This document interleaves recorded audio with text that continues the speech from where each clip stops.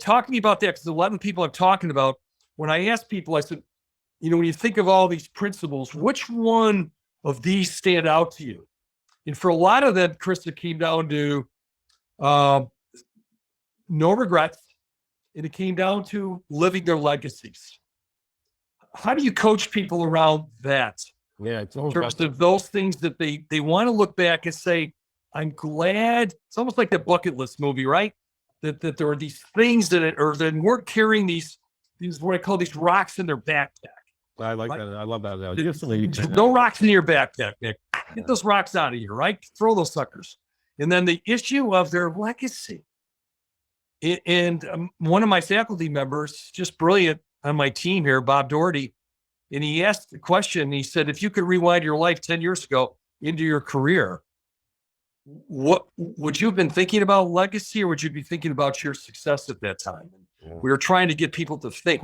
When you hear those words, what comes to your mind, Chris, about significance or regrets or legacy?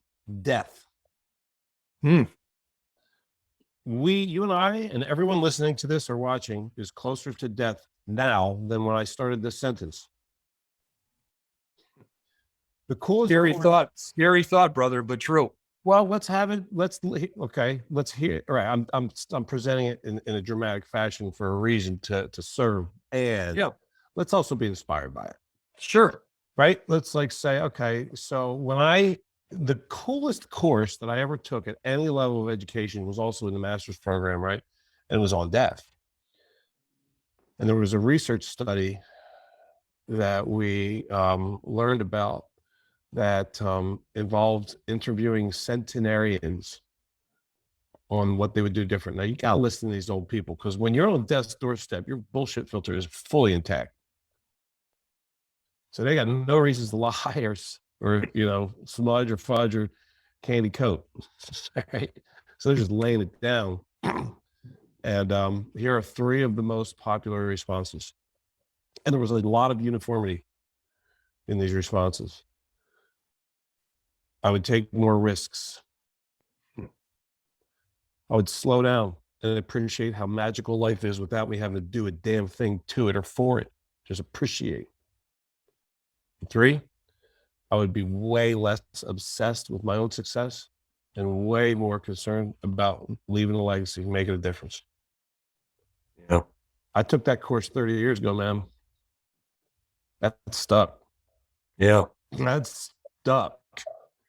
Right. So I really learned from that. I was probably 26 at the time. I'm 53 now. Wow. And that has guided me. I let my success be a byproduct of making a difference, being a servant. One of my great coaches I just referenced, him, Steve Chandler, I learned from him, your bank account is a direct reflection of your level of service. Look at that. So right. Right on. So right on. Yeah. Yeah. And Bob Berg, one of the authors of The Go-Giver, he talks about that, right? That's a beautiful book too. And it's great mentality, right? Of legitimately prioritizing service. And that's part of your legacy, right? Over profit, letting profit be a byproduct, and I'm not saying, and that does not in any way mean deprioritizing, creating wealth. That's not what that means at all. I love creating wealth. That's fun. But it's not my number one driver.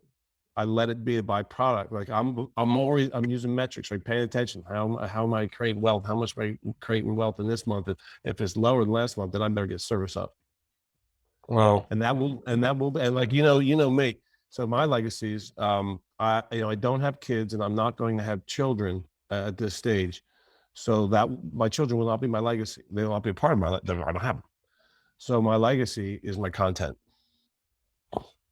Yeah. Right. Which is why I take it so seriously, which is why I'm so grateful to you. We are creating content right now. This will be evergreen. This will last into the interwebs forever. Right. Can replace. Yeah. This is legacy. This is meaning. As soon as we hang up, I'm going to feel great.